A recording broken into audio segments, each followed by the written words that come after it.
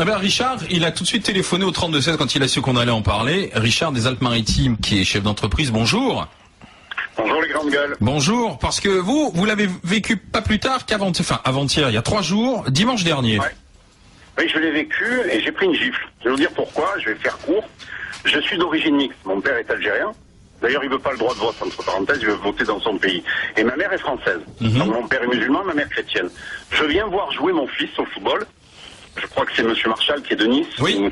Je sais pas. Oui, tout à fait. Au Cavigal. Oui, complètement. Ouais. Club illustre. Oui. Voilà. Et je viens voir jouer mon fils. Et tout d'un coup, un petit jeune qui est là avec un petit groupe. Évidemment, je les regarde. Dedans, on a des gens d'origine maghrébine et africaine. Je suis là, j'ai l'habitude, c'est le football, je le regarde. Et puis tout d'un coup, j'entends, en parlant au gardien de but de l'équipe adverse, « Oh, sale mangeur de porc !» Ouais, ça. Je suis là, je prends le jeune, il était sur le grillage, je l'ai aidé à descendre pour aller plus vite. Et je lui ai dit, mais dis-moi, qu'est-ce que tu dis?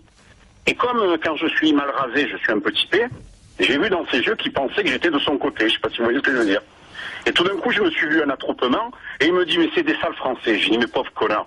Ma mère, elle est française et mon père est algérien. Et toi, t'es un con. J'ai dit, mais qu'est-ce que tu fais? Vous voyez, je l'ai vécu, et c'est, à mon avis, les hommes politiques, les gens qui pensent haut, et malheureusement les journalistes, alors pas vous parce que j'aime cette émission, qui, par leur diktat d'humanisme, font qu'on dit « Oh mais c'est juste un petit truc ». Non, c'est pas juste quelque chose. C'est une vérité, et voilà où on en est aujourd'hui, et il faut qu'on change les choses. Parce qu'après, j'ai discuté, bon, ils étaient tous autour de moi, ils ont vu qui j'étais, puis je leur ai dit, j'ai dit « Mais attendez, vous êtes français, je rêve pas, non ?» J'ai dit « Alors qu'est-ce que vous mélangez tout là ?» Et c'est que la plupart sont français. Vous voyez ce que je veux dire? Ils sont français. Ah oui. Maintenant, il a traité de mangeur de porc.